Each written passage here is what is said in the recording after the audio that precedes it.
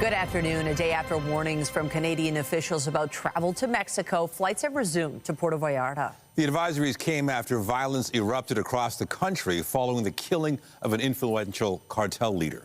CTV's Rahim Ladhani has been speaking with travelers at Pearson Airport and joins us live with more. Rahim. Nathan, Michelle, good afternoon. It's understandable for anyone flying out to Puerto Vallarta to potentially be nervous or have some trepidation after what's transpired over the last couple of days. But here at Pearson Airport, that certainly is not the case. Already today, 5 flights have taken off from Pearson to Puerto Vallarta. Air Canada, WestJet, Air Transat have all sent at least 1 flight. Flair Airlines is the only airline which has canceled a flight so far to Puerto Vallarta. According to the airlines, they say that the information they have is that there have been no new violent security incidents in Puerto Vallarta from yesterday into today. Because of that, they are ramping up. Now, that analysis is also being echoed by some officials. Canada's ambassador to Mexico says he believes Mexico is now in a period of stabilization. For those who are watching and say, hey, I have a trip coming up to Puerto Vallarta, I still don't feel comfortable going, you may have some flexibility. For example, Air Transat is saying if anyone has a trip planned there for today or tomorrow, they can call the airline.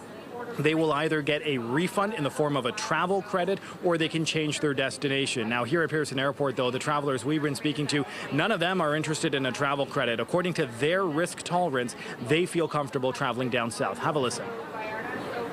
Well, we were a little bit depressed there the other day when it all went down because, well, it was a little bit scary, but it's not so bad. We talked to people down there yesterday and everything's calmed down. I thought, okay, we'll give it some time. I'm sure the authorities would not want to take a chance with tourism, which is their main industry.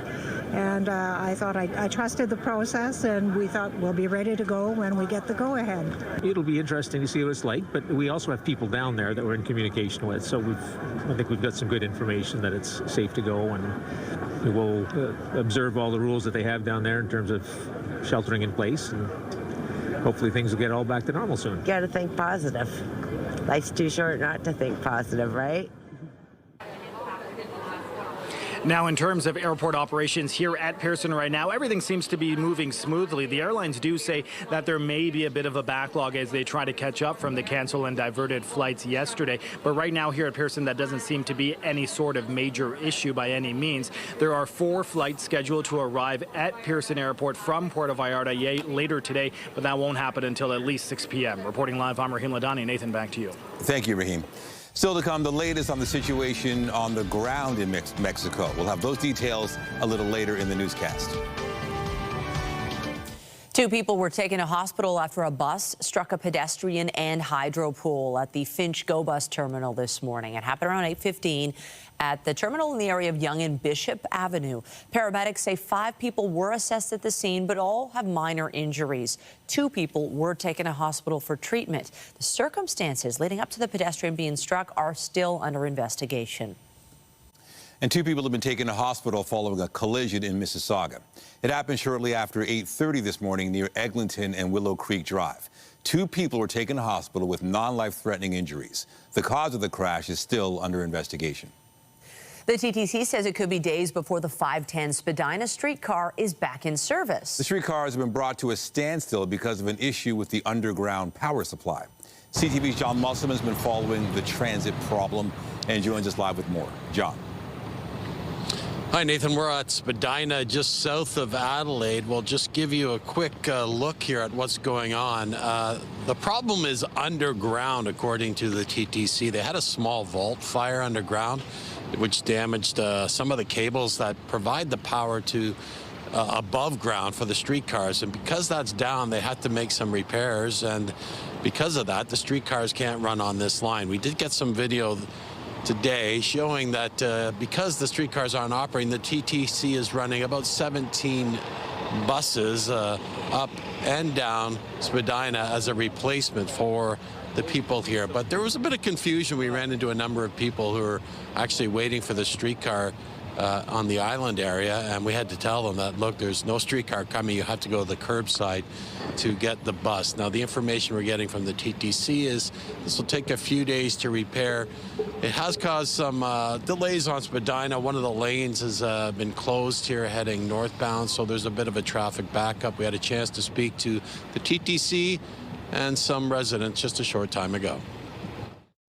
We've got crews in there. They went in yesterday and they've been there all night, and they'll continue working around the clock until we get this repaired. There's about 600 feet of cable, or 600 meters, pardon me, of cable that has to be replaced in these series of vaults that are underground.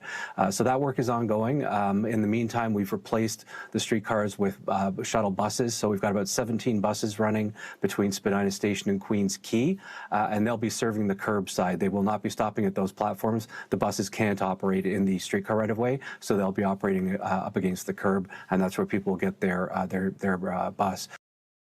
I used to own an electric scooter that I don't have anymore, and as soon as it got stolen, unfortunately. But as soon as that happened, I thought, okay, I guess I'll just rely on transit for now, and it's not easy to rely on it. It's brutal. The whole way here has been brutal. It's like rush hour from. Seems like for 6 a.m. all the way till 7 p.m. There's no break in between in the rush hour. It's all rush hour now. And Nathan, Michelle, as you know, anyone who uses Spadina, it can be a slow go at the best of times. So this is causing a bit of a backup, which people are adjusting to. Again, the TTC says the buses are running. Get on the curb lanes if you need to get on transit on Spadina, at least for the next few days. Reporting live, I'm John Musselman. I'll send it back inside to you. Thank you, John. Toronto has been named one of the winners of a prize awarded to municipalities that improve essential services. We are here today to announce that we've been awarded a prestigious global prize, the Bloomberg Philanthropics Mayor Challenge, and with it, $1.4 million to innovate our school food program, and the prize is an investment in our vision, and it comes with 2 years of expert support and dedicated funding for staff to help bring this vision to life. Toronto is one of 24 municipalities recognized by the Bloomberg Philanthropic Mayor's Challenge. The foundation says the city is reducing youth hunger by partnering with local producers to provide healthy, culturally relevant meals to every public school student daily. A new poll is taking another look at a potential mayoral contest between Olivia Chow and former Mayor John Tory. The poll from Main Street Research suggests if both Chow and Tory entered this year's race, Chow would have 43% support among decided and leaning voters, nearly 10 points ahead of Tory. Councillor Brad Bradford, who's declared his intention to run for mayor, would receive 17% support. However, when asked about the direction the city is headed, 54% of respondents indicated they preferred Tory's plan based on his previous time in office. The city continues to look into solutions to address the homelessness crisis, including a recent proposal around tiny homes and micro shelters. People can move from the campment to a cabin in this community. And then step two is from here into permanent housing. Two Steps Home is among the applicants for a new pilot program to operate a micro shelter site. The nonprofit says that on one empty lot, it can build 50 cabins, a community hub with washrooms, showers and laundry facilities, as well as outdoor gardens. The city's proposal required applicants to provide a land option that meets the goals of their project. Applications are now closed, and the city is reviewing the submissions. Family health teams say the foundation of primary care is crumbling because of a lack of funding. Health teams, which are made up of doctors, nurses, social workers, and other health professionals, say funding has not kept up with inflation or with the wages the same professionals earn in other healthcare settings. The Association of Family Health Teams of Ontario says nurse practitioners could make an additional $20,000 or more annually by working in a hospital, and physician assistants could make an extra $30,000. Now, the health teams are asking for $430 million over 5 years to close that gap. The Toronto Zoo is celebrating the birth of an endangered Maasai giraffe. The female calf was born Sunday morning and was standing within about 30 minutes. Zoo officials say the mother and calf are doing well, and they've been left to bond following the birth. They also say this takes on greater significance following the unexpected death of the calf's father, Kiko, last month. We have more news in a moment. First, here's a live look at the city this afternoon. It's expected to get cloudy over the noon hour with temperatures set to remain chilly. At least the sun is out, but don't let that fool you. It is a chilly one out there. Jess. The sun this time of year, it'll get you because it looks beautiful when you look out the window, but it is frigid out there. We are well below seasonal today, but things do shift really dramatically as we head into this evening, getting to a very seasonal point, and then we're above seasonal later in the week. But before we get there, there's an Alberta clipper moving in, set to bring some snow as we head in towards this evening. But for now, we are holding on to that beautiful sunshine, a fairly light southwesterly wind, but there is that snow making its way through northern Ontario right now, set to move in for us into towards the evening, prompting some blowing snow advisories out towards those eastern shorelines of Lake Huron and Georgian Bay. They're looking at maybe 5 to 10, even 15 in some areas. For the downtown core, likely closer to 3 to 6. In the GTA, more generally 5 to 10. It doesn't take a lot of snow to make that drive really dicey, so just give yourself time this evening. Timing of this moving in towards 8 p.m. But temperature-wise, it is frigid. Your full forecast coming up will break down the snow, but right now it's back to Nathan. Thank you, Jess. Thanks. The city's opened 3 additional warming centers in response to the freezing conditions. The sites at Cecil Community Center, Jimmy Simpson Recreation Center, and 136 Spadina Road are open, in addition to the other 4 warming centers that have been opened. The city says warming centers are pet-friendly and focus on providing vulnerable residents with resting spaces, meals, access to washrooms, and referrals to emergency shelters. Returning to our top story, Canadian Airlines have resumed operations to Puerto Vallarta after violence erupted across Mexico following the killing of an influential cartel leader. At least 73 people were killed in the military operation, which resulted in the death of the leader of the Jalisco New Generation cartel on Sunday. That led to a wave of violence, which saw cartel members set cars on fire and create roadblocks across dozens of states. Mexico's government has increased security in Jalisco State, deploying 2,000 troops in that area. CTV's Scott Hurst has been following the situation in Mexico closely. He joins us live now with the latest. Scott, the unrest in Puerto Vallarta appears to be subsiding. We saw earlier people leaving to go start their vacations there, but certainly there are efforts to bring Canadians back as well. What's the latest on that? Michelle, good afternoon. For many of the travelers caught in the middle of the cartel violence, caught in the middle of the retaliation to the killing of its leader, no doubt it has been an unsettling few days as they try to deal with lockdowns and, of course, seeing and hearing the sounds of this retaliation, including many of the people and Canadians we've spoken to the past couple of days, describing what it's like to see cars and trucks on fire outside of their accommodation, outside of their hotels. We saw how quickly the wave of violence spread in the wake of the killing of a cartel leader by Mexican authorities. It sent shockwaves through the international community because of how popular these Mexican cities are with tourists, of course, including tens of thousands of Canadians. Here's one traveler who described what it's been like over the past couple of days. People were running in the streets, trying to get out of harm's way, you know, mothers grabbing their children and people just trying to get off the streets. I watched shops pull their large metal doors down for safety. One of my concerns was I had to get back from the pub I was to the condo. And the main thing was to stay off the main streets and take the side roads back. And it was a little hairy, but we made it back, and we're safe here now. So, Michelle, now that it appears the initial violence, the very public retaliation has subsided for now, and that there is a somewhat of a sense of order, at least for the tourist community, flights are quickly returning to normal. As you've been reporting, flights are getting back to a normal schedule. The major airlines who fly to these Mexican resort cities like Air Canada, WestJet, Air Transat, and Puerto are all returning to normal operations as quickly as they can. They did that as of this morning, so that will allow many Canadian travelers to, of course, go down and begin their vacation, but also many of the travelers who've been caught there for the past couple of days to come home. Now, we heard from Canada's Foreign Affairs Minister, Anita Anand, this morning. Even with this so-called period of stabilization, what is the latest advice for Canadians? Because certainly some people might, in light of all this, be weighing the option. Should we stay? Should we still go? And, of course, there is the popular travel time of March break coming up over the next couple of weeks, where many Canadian families are looking to get out of the cold and enjoy a sunny beach destination. So what we heard from Foreign Affairs Minister Anita Anand earlier today is that some of the main advice is to continually reassess plans on a day-to-day basis and continue to use extreme caution, particularly in areas under the travel advisories or places that have travel warnings by the Canadian government, and to register with the Canadian government. Here's more from Foreign Affairs Minister Anita Anand.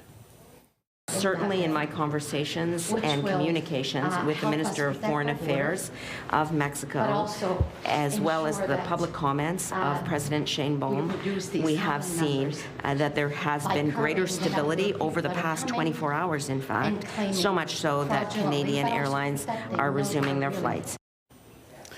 So, Michelle, in that comment from the Foreign Affairs Minister, we also got an update on the number of Canadians registered with the Canadian government, and that number is now more than 55,000 who are registered, Canadians registered in Mexico, and that is part of the advice that the Canadian government is telling any travelers who have plans to go to Mexico or are currently in Mexico right now, Michelle. CTV Scott Hurst live in the National Newsroom. Thank you. Thanks, Michelle. British Columbia's premier says it looks like artificial intelligence firm OpenAI had the opportunity to potentially prevent the recent mass shooting in Tumbler Ridge. His comments come amid mounting pressure on OpenAI over its handling of interactions with the 18-year-old shooter. It looks like OpenAI had the opportunity to prevent this tragedy, to prevent this horrific loss of life, to prevent there from being dead children in British Columbia. I'm angry about that. It's been revealed the shooter's online activity raised red flags prior to the mass shooting, which left 9 people, including the shooter, dead. Representatives of OpenAI have been summoned to Ottawa to answer questions. The Wall Street Journal first reported that the company banned the shooter from its ChatGPT platform last June because of troubling posts featuring scenarios about gun violence. However, the company did not share its concerns with law enforcement. I want to know the details about their escalation thresholds. I want them to give us details of what their protocols are, what they are specifically in Canada, because Canadians demand safety. According to BC's premier, OpenAI has since shared all relevant records with the RCMP for its use in the investigation. Meanwhile, the RCMP arrested the brother of the Tumbler Ridge shooter. Jacob Van Rootselaar was wanted on Canada-wide warrants for attempted murder in connection with an incident in Fort McMurray, Alberta in 2024. The 22-year-old was arrested on Friday in Sylvan Lake, Alberta. Van Rootselaar is the older brother of Jesse Van Rootselaar, who killed 8 people on February 10th, including her mother and 11-year-old sibling. Dozens of flights from Pearson Airport to the northeastern U.S. have been canceled as that region deals with a major winter storm. The bomb cyclone system has hit a large area stretching from Maryland to Maine. Meteorologists say the storm is the strongest in a decade. It dumped more than 50 centimeters of snow in New York's Central Park and more than 80 centimeters on Rhode Island. More than 5,600 flights in and out of the U.S. were canceled yesterday, with that number expected to rise throughout the day today. And for the first time in its 153-year history, the Boston Globe has called off printing of its daily paper due to the storm. The newspaper called the move an unprecedented decision in its online edition. The Globe's printing press is located in Massachusetts' Bristol County, which saw 81 centimeters of snow last night.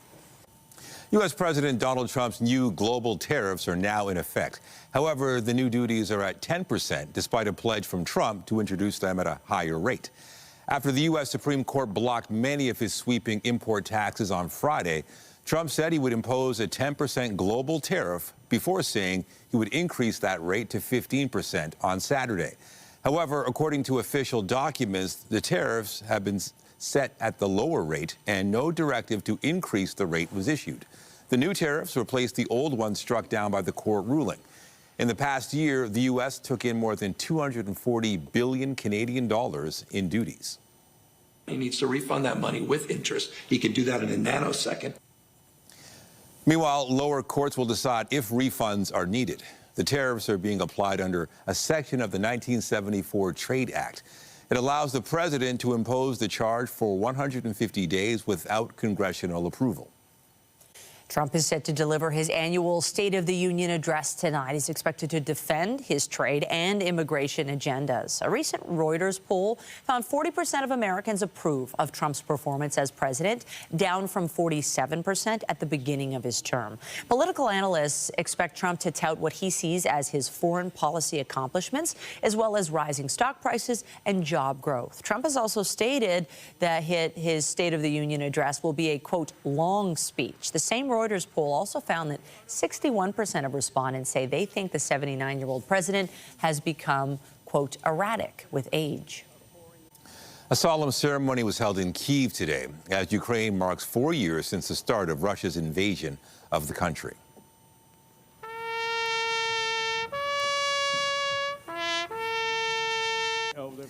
European Union leaders joined Ukrainian President Volodymyr Zelensky to honor Ukrainian soldiers killed in the war with Russia.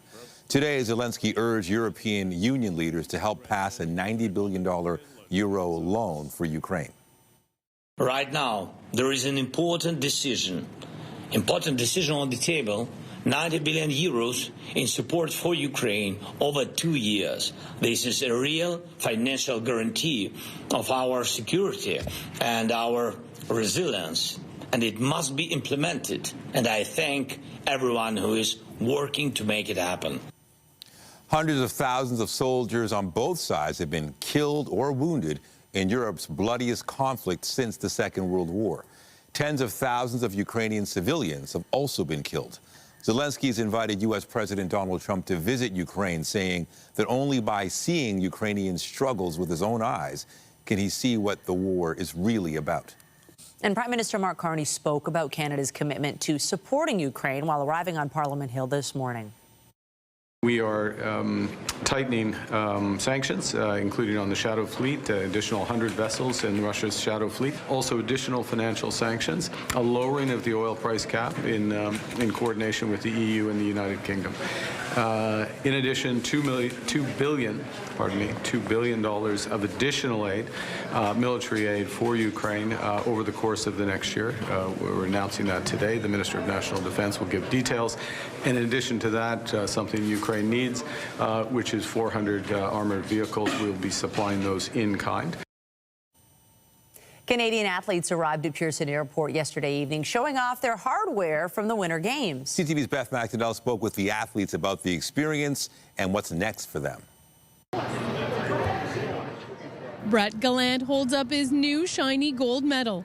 The curler is one of several athletes fresh off the tarmac who landed at Pearson, back in Canada after intense competitions in Milano Cortina. You know, when we were on the podium and you get a lot of messages rolling in, but to kind of be back in Canadian soil and just feel the excitement even just throughout the airport here as we've arrived, it's pretty thrilling. Yeah, I mean, it's really heavy. Showing off their silver medals, players from the Canadian women's hockey team shared their thoughts after a hard-fought battle against the U.S. in the final game. For us, we were going there for gold, and to come home with silver, obviously there's a little bit of mixed emotions, but we felt nothing but so much pride and so much support from everyone back home. In that gold medal game, the building was electric, and it was the coolest environment I've ever played in. This is my first medal, so it's really special.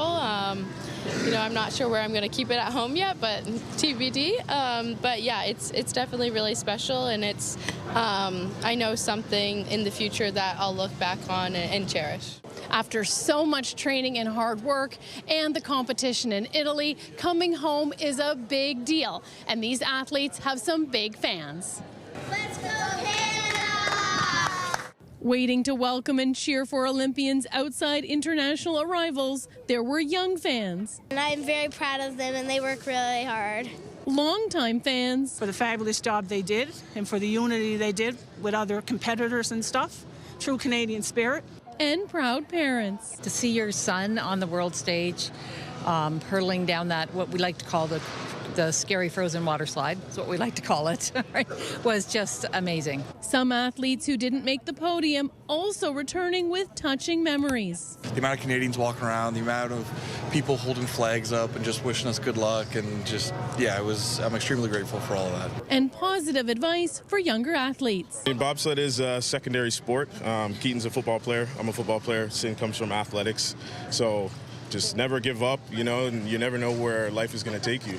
And after being away, it's back to reality for many of the women hockey players. The professional season isn't over. Fly to Seattle on Wednesday. Going home for a few minutes. Getting in our own beds. To get back on a plane. Yeah. Happy for their Olympic experience. Beth McDonnell, CTV News. And lots of sunshine to welcome them home, but it is not warm. We are looking at temperatures well below seasonal today, but at least we get some sunshine for a little while. We are watching an incoming Alberta clipper set to bring some widespread snow as we head in towards the evening. The good news is, I suppose, the snow starts right around 8 p.m. So if you're commuting before that, you're likely okay. But regardless, take your time this evening. Coming up, I'll have a full look at your long-range forecast, including how long the snow is sticking around. When you see it happen, send it to CTV News. Text 10400 from your screen to ours. Text 10400. The Maple Leafs return to practice today following the NHL's Olympic break. And the team can now say it's captained by a gold medal winner, although Auston Matthews has yet to rejoin the club. CTV Sean Leathong has been speaking with the players and joins us live now from the Ford Performance Center. Sean, yeah, you're happy for Auston Matthews, but as a Canadian, that was a tough loss. That's pretty much the way many Canadians feel, especially in the city of Toronto right now. And Auston Matthews, for him, the celebration continues. The reason why he hasn't rejoined the team, because he is flying with the U.S. men's hockey team to Washington to visit the White House and be honored by President Donald Trump. Now, he is expected to fly to Tampa to join the team later tonight. And Coach Craig Berube says he expects Auston to be in the lineup tomorrow night. But today, like you said, was that first practice back. And one of the team's Olympians, William Nylander, was on the ice today, rejoining the team. He, of course, played for Team Sweden in the Olympics, and they suffered a loss to the United States. Disappointment for him. There were also a number of American players on the Toronto Maple Leafs who would have been celebrating the American win, and we asked them about what it'll be like to see Auston Matthews after winning a gold medal, what it'll be like to see Auston Matthews at the White House, and also what it means to the American players to have that gold medal. Here's what they had to say. That's pretty cool. Excited for him. I'm sure I'll be watching it on TV tonight, and yeah, it's so cool. It's so cool that they're there. I'm sure the American guys will, give him, big handshake, big hug, and congratulate him. And I'm sure the Canadian guys will do the same, but just maybe a little, less enthusiasm about it. I mean, I grew up dreaming and watching Miracle on ice and that 1980 win, so it's crazy that it's been that long, but it's a really awesome moment for him. Yeah, obviously I'm super happy for him and what he was able to accomplish there. But I'm obviously upset that we lost. But I mean, it was a great game, and they did a great job, and it's not an easy feat to win the gold medal. Now, goaltender Joseph Woll referenced the miracle on ice back in 1980. For those of you who don't remember, that was when the U.S. Olympic team beat the Russian team at the Lake Placid Olympics in the semifinals of that Olympics, going on to win the gold medal. It was 46 years to the day that the United States Olympic team actually beat the Canadians, so there may have been some fate involved. Some controversy. Also, we do know that both the men's and women's U.S. Olympic team had been invited to the White House.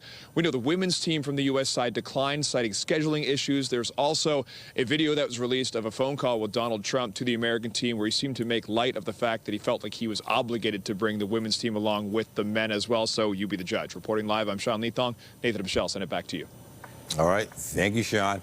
All right, let's talk about that forecast. And again, sunny out there, but extremely cold as well. Oh, was your face hurting this morning? Walking outside with the wind chill, very, very cold. And, we got to get used to that again. And then the sunshine is deceiving because we have a decent dose of snow coming. We do. And then by the time we get to almost the end of the week, we're back into positive temperature territory. So it's that weather swing that is so typical for this time of year. So if you're experiencing a lot of headaches or your skin is really dry, we're in that weird kind of place in the end of winter, beginning of spring season where we're battling between hot and cold air. But we are watching, as Michelle said, for that weather system to come through. That's going to bring not a significant amount of snow, but it doesn't matter. It will always impact your drive. Weather is brought to you by the Presler Law Firm. Injury lawyers, you don't pay unless they win.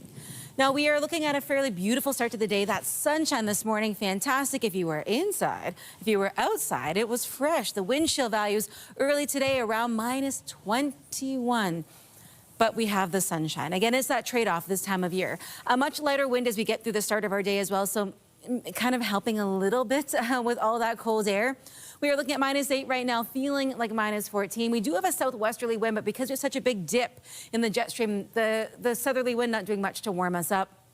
And we're feeling that chill everywhere. Ottawa right now, -15, feeling like -24. We do get up to a daytime high of -6. We should be at +1. Winds are fairly light until we get into the early part of our evening. They start to pick up, and that's as that Clipper system moves its way in. The good news is tonight, temperature-wise, we don't drop all that significantly, and we're actually sitting around the seasonal point without the wind chill. It will feel like -16, and we are watching for that snow as we get in towards about 8 p.m. through to the early morning hours. So the commute time, depending on what time you're driving home, this will impact you. Blowing snow advisories in place and some snowfall warnings for our friends along those eastern shorelines of Lake Huron and Georgian Bay. For the downtown core of the GTA, we're looking at 3 to 6, maybe 5 to 10 if you're a little bit further west. Overall, again, it's not so much the amount of snow, but we know it doesn't take much for it to become a dicey drive. High pressure gets pushed out by that system as it makes its way in. And again, this is an evening situation. It does wrap up, though, in time for that morning commute tomorrow, but still give yourself that extra time as city crews do their best to clean up. Timing it all out again, afternoon, early evening, the cloud cover pushes in. The heavier snow again approaches right around 8 to 9 p.m. and it carries us through the overnight hours. As we get in towards about 2:30, 3 o'clock in the morning, we get a bit of a break, and then we're watching just for scattered light flurries onwards throughout your Wednesday. So again, this is a nighttime situation tonight into the early morning hours tomorrow, and then it pushes out, so give yourself that time. Temperature-wise, well below seasonal to start the day, very seasonal to end it. Getting into the day tomorrow, pretty much bang on for that seasonal point. The bulk of those flurries are really early on, so that tapers off into the afternoon, and then we're just left with cloud cover. Then we start to climb back up. By Saturday, the temperature shift is wild. We go from 7 degrees on the positive side down to -11, so the chance of any flash freezing with snow is definitely there. So whatever's left on the ground, please be careful. But as we head in towards, I guess, really Thursday onwards, at least it is sunny as we do this temperature yo-yo settling into spring. Hopefully this helps you plan. Nathan, I'll send things back to you. Absolutely. Thank you, Jess. Thank you. The Raptors will be looking for a third straight win when they host the Oklahoma City Thunder tonight. Here's Walter. Sends it to Quick. He'll turn. Fire three. Oh! What happened there? The Raptors are coming off a 122-94 win over the Milwaukee Bucks on Sunday. They'll be in tough against the defending NBA champs. However, the Thunder will be without reigning NBA MVP and Hamilton native Shai Gilgeous-Alexander. Tip-off for tonight's game is set for just after 7:30 at Scotiabank Arena. Still to come, taking a closer look at U.S. President Donald Trump's new tariffs. We'll have more on the ongoing trade war between Canada and the U.S. when we return.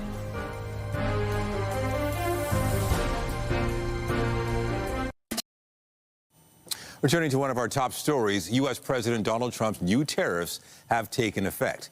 And CTV's Rachel Aiello joins us live now from Ottawa with the latest on the ongoing trade war between Canada and the U.S. Rachel, Trump's additional 10% global tariffs are now in effect.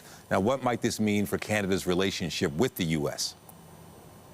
Yeah, good afternoon. So this tariff specifically won't have as direct or as impactful of a hit to the Canadian economy, and that is solely because Donald Trump, in leveling this new 10% global tariff, which officials are indicating could go up to 15, is CUSMA exempt. So that means all of the goods that are applicable under the Canada-U.S.-Mexico Free Trade Agreement are exempt from this 10% tariff. But there are a number of businesses in this country, largely small businesses, who haven't gone through the rigorous paperwork required to become CUSMA compliant. So if their goods would fall under the categories here, they would be facing this 10% tariff from the U.S. So while this specific move in and of itself won't have a most dramatic impact on Canada-U.S. relations, obviously I think the Supreme Court ruling has given an indication to the U.S. administration that there is a limit to Donald Trump's tariff powers. So what I'll be watching for this evening when Donald Trump gets up and delivers his State of the Union address,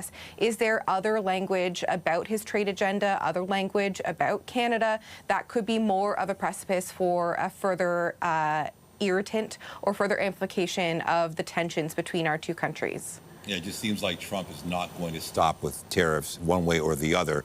Now, U.S. Customs and Border Protection is ceasing collection of IEEPA tariffs. Are there any plans for any sort of refunds for importers?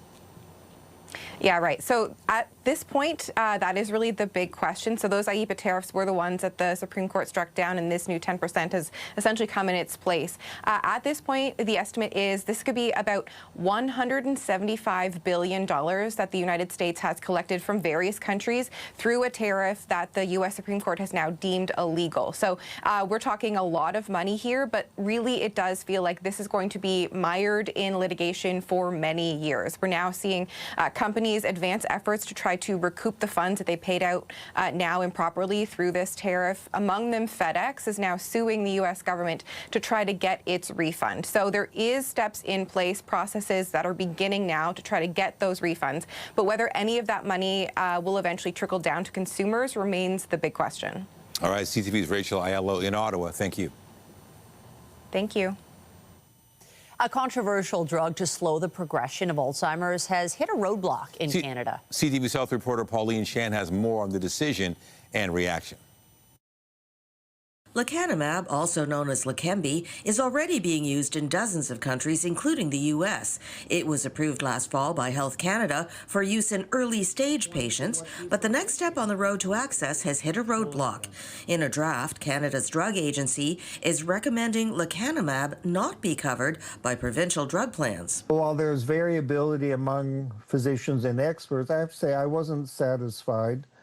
I think that the rejection of this drug sort of closes the door on what would be really a first step. Dr. Howard Chertko is a senior scientist at Baycrest Health Sciences. There have been a couple of medications released in the United States and around the world that get rid of amyloid. Amyloid is a protein that accumulates in the brain, and we see this almost always in people with Alzheimer's disease.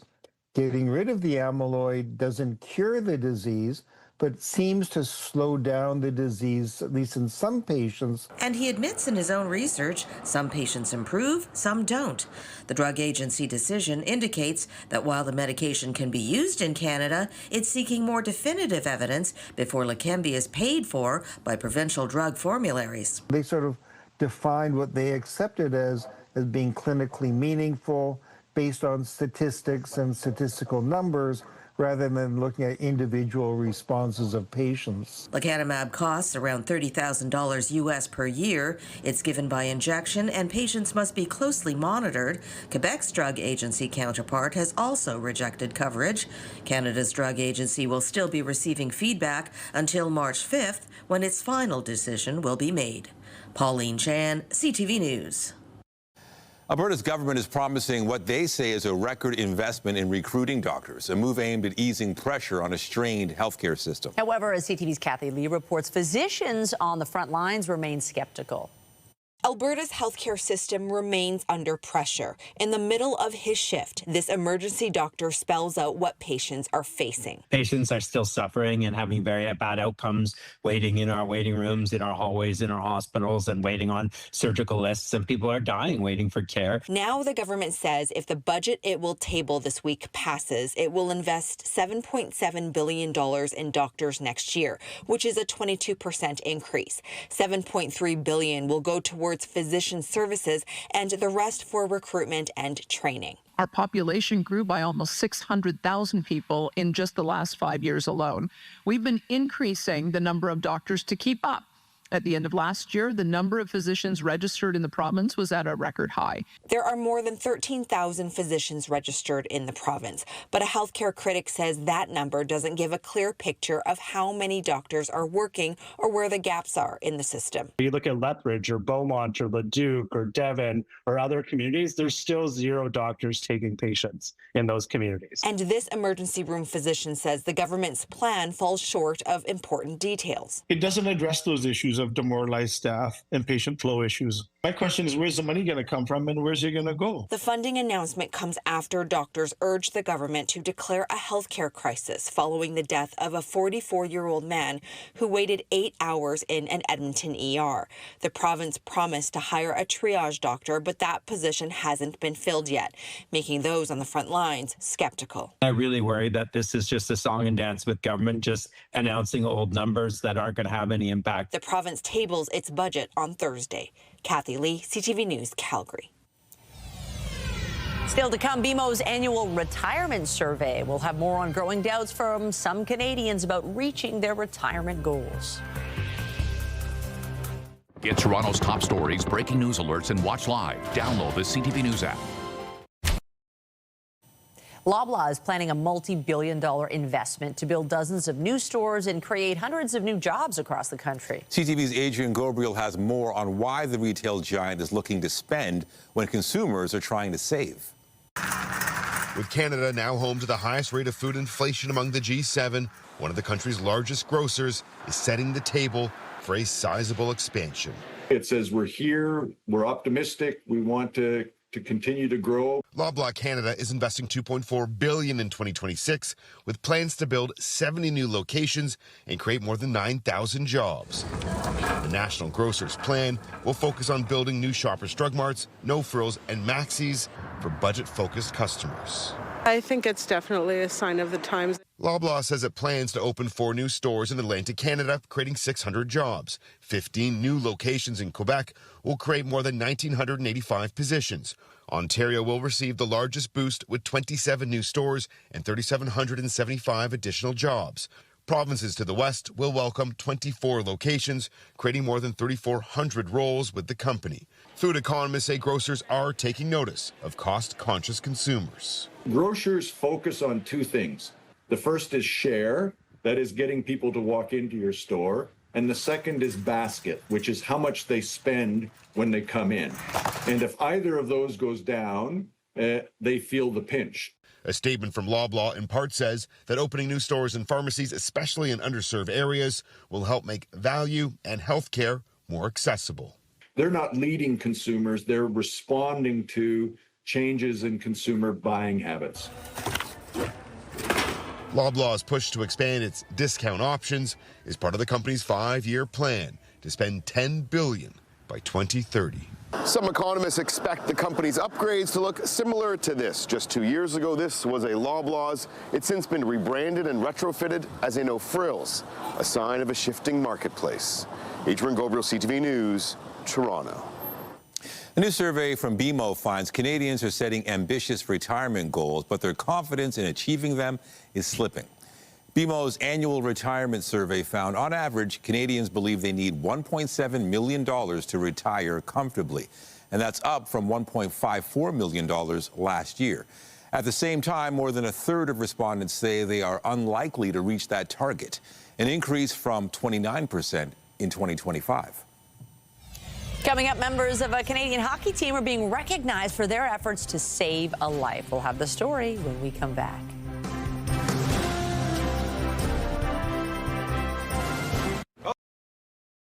A devastating accident in Quebec could have ended in tragedy, but a quick-thinking Good Samaritan and a group of local hockey players helped save a life. Now the woman who they saved has gotten a chance to share her gratitude. CTV's Rachel Lau has the story.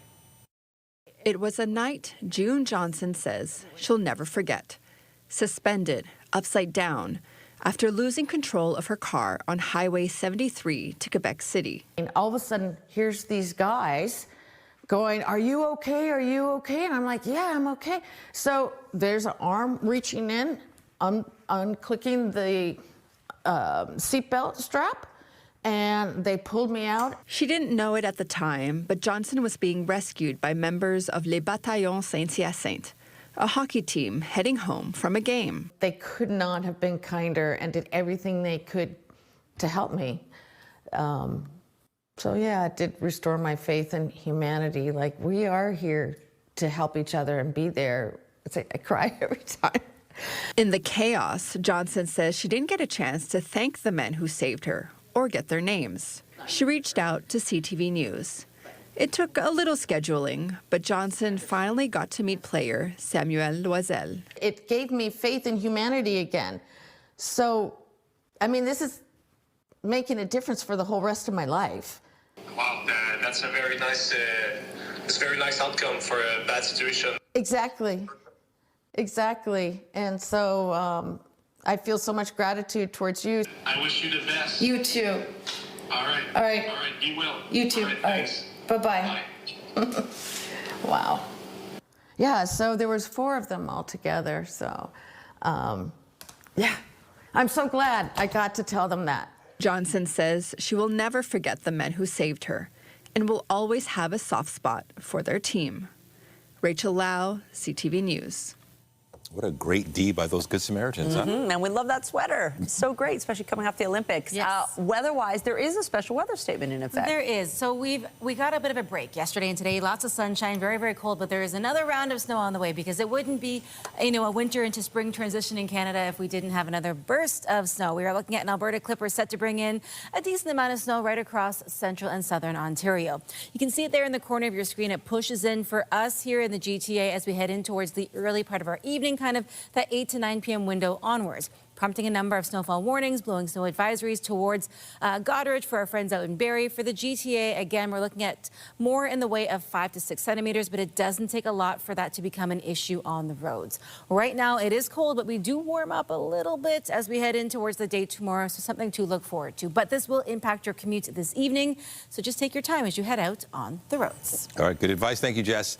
And that is it for CTV News at noon. Remember, you can get Toronto's breaking news all day long on CP24 and at ctvnewstoronto.ca. For Jessica Smith and the whole team here, have a pleasant afternoon. I'm Michelle Dubé. And I'm Nathan Downer. Be sure to join us later for CTV News at 5 and 6. Have a great afternoon.